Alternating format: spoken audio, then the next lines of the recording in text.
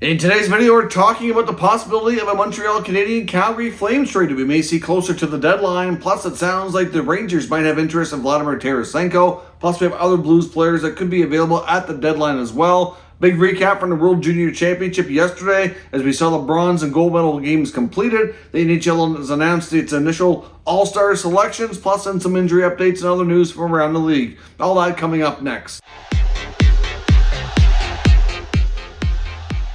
So welcome back to another video here at Top Shelf Hockey. As I mentioned, we have a lot to cover today. Let's dive right in and get started. First up, we have news from the waiver wire. Yesterday, we saw the Winnipeg Jets place forward Michael Eyssimont on waivers, and he was actually claimed by the San Jose Sharks. A little bit of a surprising claim, but certainly the Sharks must see something that he can fill a bottom six role for them. He hasn't really played a big role for Winnipeg and had appeared in almost half their games this season, but certainly a bit of a surprising claims. Nonetheless, we don't have word of any new waivers news here for today. Like I said, yesterday was a big game in the World Junior Championship. We saw the gold medal game between Canada and Czechia, and we also had the bronze medal game between Sweden and the United States. Both were really highly entertaining games. Both actually went to extra time. Phenomenal game. We saw the U.S. win the bronze medal. It was certainly looking like it was a back and forth crazy game. There was numerous times you thought either team was going to take it. I thought for sure going into overtime that Sweden might have the momentum because they obviously had to tie things up late in that bronze medal game. The U.S. took a go-ahead goal on a power play. Sweden then come back with just seconds remaining to tie things up. Then it goes into extra time where the U.S. win and take the bronze medal. Certainly a very highly scoring game, 8-7. Really, considering how good, especially I know the Swedish goalie and really the U.S. have played relatively well as well. Like it was crazy to see so many turnovers and just not the game that you thought. But both teams were playing hard and capitalizing on each other's mistakes. The gold medal game was something a little bit different, certainly lower scoring, tighter checking, and certainly a little bit more of what you might expect. Canada pulls off a 3-2 victory in overtime to take the gold medal. Early on, Canada came out with a real solid game. Got early goals from Dylan Gunter on the power play. And Shea, Wright, the captain, of course, scored a huge backhand goal as well, giving Canada a 2-0 lead, which they carried into the third period. Czechia, of course, has this knack, though, as just like some of these other teams, like Sweden, for example, to come back late and really never really completely be out of it. They certainly stormed back late in the third. They get a couple of goals to get things tied up. One of them, you could say, they had a little bit of luck going on their side, but still, at the end of the day, they got the game tied up. Canada also had a goal called back earlier in the game as well due to goaltender interference. There was contact with the Czechia goaltender, Sukanik, who had stood on his head and had a terrific tournament. Certainly, I think he has a bright future. Then it goes, of course, to overtime, where Canada wins on an overtime golden goal from Coyotes prospect Dylan Gunter as one of the best shots in the tournament. Goes down on a 2-on-1, gets the feed from Habs prospect Joshua Waugh, and he buries it to win the game. One of the more chill golden goal celebrations I've seen. Certainly the crowd went nuts, of course, being in Halifax on Canadian soil. You could tell the barn was just vibrating in there. The crowd was going nuts. It was a heck of a game. A great way to cap off the end of the tournament. So Canada wins gold, Czechia wins silver, and the United States wins bronze. It's the first gold. That's the first medal for Czechia in 17 years. They would have had their first gold medal, I believe, in over 20 years had they won. So certainly nice to see teams like Czechia and even Slovakia, even though they weren't further into the tournament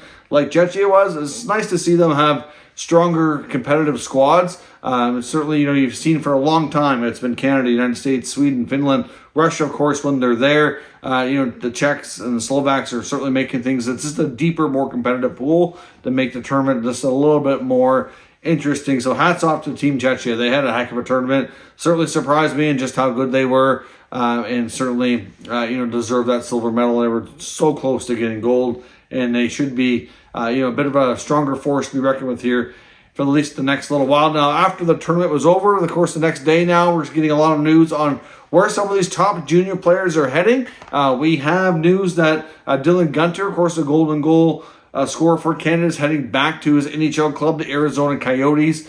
So he will go back to the NHL. But a couple of the other top names, including Captain Shane Wright, are heading to junior. We wonder what the Kraken might do with Shane Wright, and the decision's been made. He's going back to the Ontario Hockey League and has been loaned back to his club in Kingston. Now expect Shane Wright to not stay there. He's likely going to be traded. I'm not even sure if he'll suit up at all. Depends on how quickly things materialize and come together. But he is going to be dealt. Of course, Brandt Clarke of the Los Angeles Kings also being reassigned to the Ontario Hockey League to finish out the season. He's going back to the Barrie Colts. And a couple of Wright's former Team Canada teammates now, I guess you could say, that the tournament's over, could be junior teammates with him here again in the coming days. The Peterborough Petes, which obviously have Brennan Othman, one of Wright's longtime good friends and teammates from International Team Canada competitions, has been one of the teams that's in the mix here.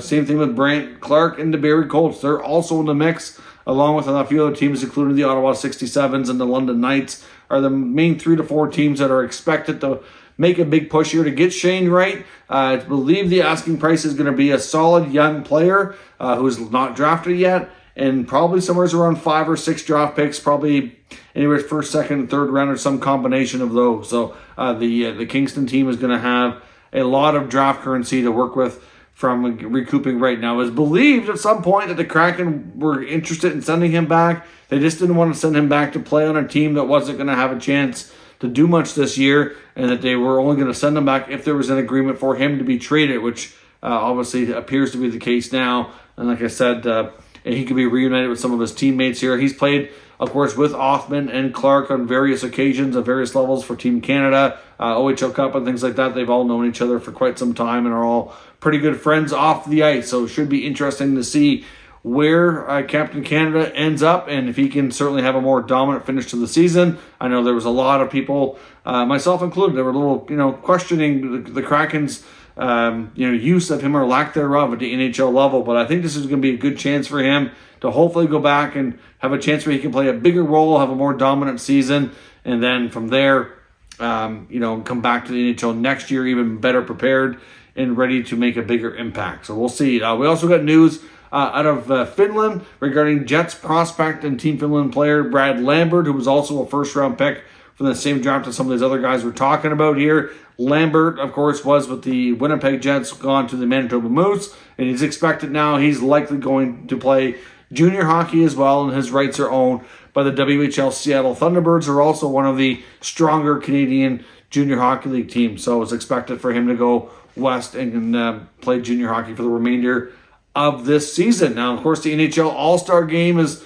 not too far away, and the NHL has announced the early All-Star selections they've made. So how it works is the NHL, as a league, will pick one player from each team to start the rosters for each division, and then the fans will have a say and vote to fill out the remainder of the rosters. So far, here are the players that have been named for each division. The Atlantic Division features goaltender Linus Ullmark of Boston, Tage Thompson of the Sabres, Dylan Larkin of the Red Wings, Matthew Tkachuk of Florida, Brady Tkachuk of Ottawa, Nick Suzuki from Montreal, Nikita Kucherov from Tampa, and Mitch Marner from the Toronto Maple Leafs. The Metro Division All-Stars include goalie Igor Shesterkin of the Rangers, Andrei Svechnikov from Carolina, Johnny Gaudreau, Columbus. We got Jack Hughes in New Jersey, Brock Nelson in the Islanders organization, Kevin Hayes, a bit of a surprise there. I thought they might go Travis Konechny, but Kevin Hayes from Philly, and of course Crosby and Ovechkin from Pittsburgh and Washington, respectively. The Central Division features goalie UC Saros,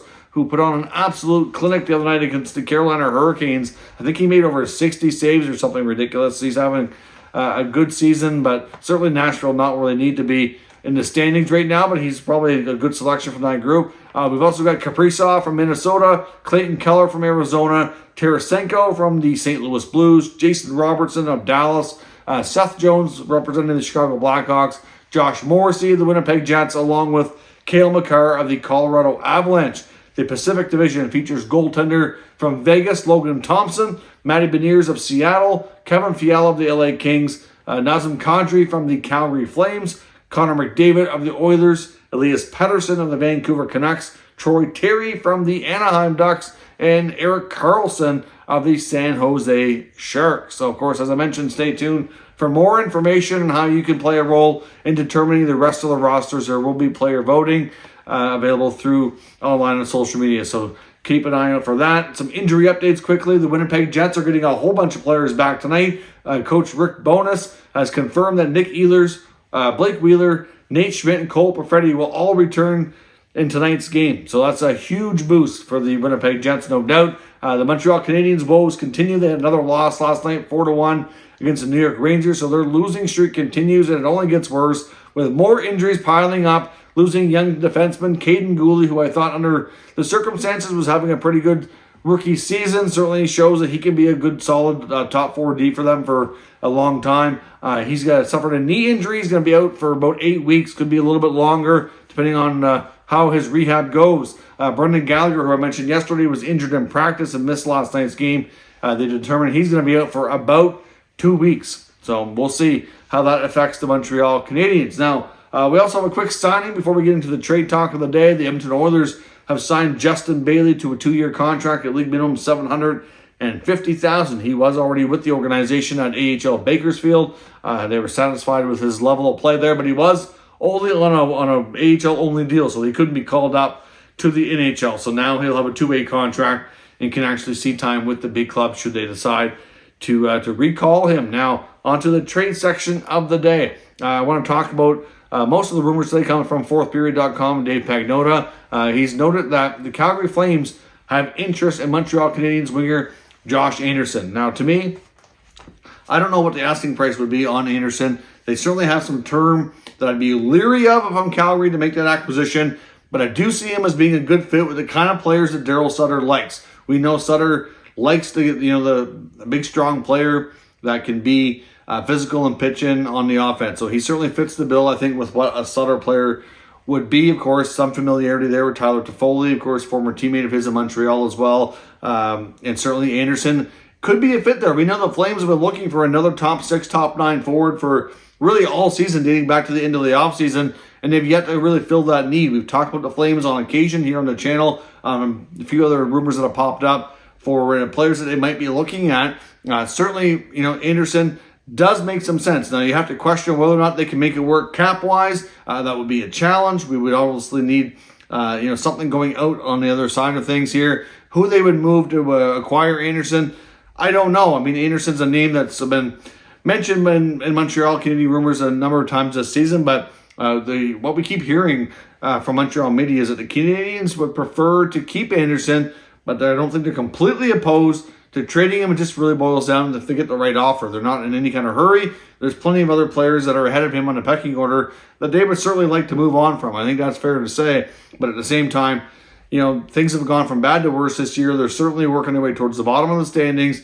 They're going to be in the draft lottery. Doesn't make sense to have a player of Anderson's age and contract length on this roster moving forward. You do have to have some veterans around, but will Anderson be one of those guys? Certainly debatable. It just really boils down to what the return package looks like from Calgary. I would think that from a Flames perspective, they would need something off their roster to go back to Montreal to level out some of the money. And then, of course, on top of that, you're looking at probably some sort of future-based package would be likely what the Canadiens would want should they go down that road. So I do think that there's a lot of, it makes a lot of sense, I think, for this type of deal to take place. Hard to say if it'll happen, but obviously there's interest. Lots of things are going to be discussed between now and the deadline. Not all of it's going to happen, of course, so we'll have to wait and see. But to me, that might make some sense for the teams to explore that potential deal. Could the Rangers be interested in Vladimir Tarasenko? That's another player talked about by Dave Pagnota on his latest trades update on the rumor mill, suggesting that there's a few teams linked to Tarasenko,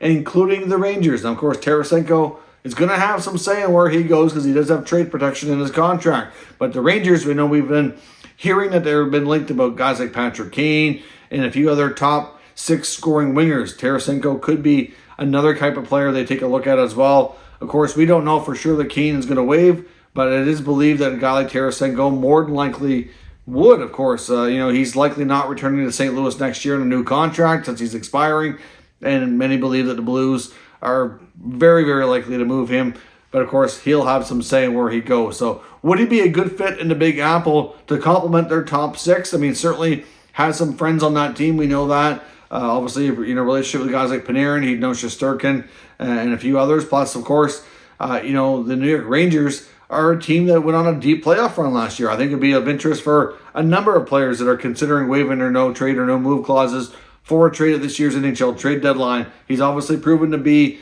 healthy since he's gone over his shoulder surgeries. The last couple of years have been much better for Tarasenko. He's just named to the All-Star team. So certainly there's a lot going well for him this year. But will the Rangers be a team that would be the landing spot? Now, we've heard before the Rangers are willing to move a defenseman like Libor Hayek. Maybe he would be included in a deal. They do have some other prospects as well that might be interesting to the St. Louis Blues. So depending on what kind of package the Blues would want, I would suggest that the Blues will likely have to retain half of Tarasenko's salary to make any chance of it happening. Take maybe one item off their roster, throw in something else in the form of a prospect, and then boom, that would likely be the deal should it happen. But Tarasenko won't be the only Blues player moved, of course. We've already talked about Ryan O'Reilly being quite likely to be in the same pickle, but we're not really talking about him today. But another player that's been mentioned by Elliot Friedman and others, including Dave Pagnotta, is Ivan Barbashev. And he's a kind of fly under the radar type of guy, but he was a pretty important player to the Blues when they won the Stanley Cup in 2019. He's a pending unrestricted free agent. He can play a variety of roles on your team. It might be a really good depth addition for a variety of clubs out there. Now, of course, at this point, one of the teams mentioned by Pagnotta having interest in Barbashev is Tampa. Tampa would be a good landing spot for Barbashev. I think they're always looking for good role players, good guys that can play up and down the lineup, bottom six. Like, look at what they've done in the past couple of years between Nick Paul, Brandon Hagel. Like, to me, he fits in that same kind of category. Maybe even better, offensively gifted than them, but still the same sort of idea that you can put him in a variety of spots and succeed. You can play him in a variety of situations and succeed. And to me, could be a good spot. The St. Louis Blues, to me, I think are going to be big sellers at the deadline. And to me, some of these guys make sense to get what they can so they can start a bit of a retool. But the Blues would certainly look a lot different next year if there's no Tarasenko, no O'Reilly, no Barbashev. Be curious to see how this all plays out and goes down. But certainly some names there to keep a long, hard look at. And especially in Montreal, Josh Anderson to Calgary, to me, is a very intriguing possibility. Let me know your thoughts on all of today's news and rumors down in the comments. We'll discuss further. If you're new to this channel, of course, make sure you subscribe and stick around. We'll keep you up to date with all the latest news, rumors, and analysis of all 32 NHL teams. Thank you for watching, and I will catch you next time.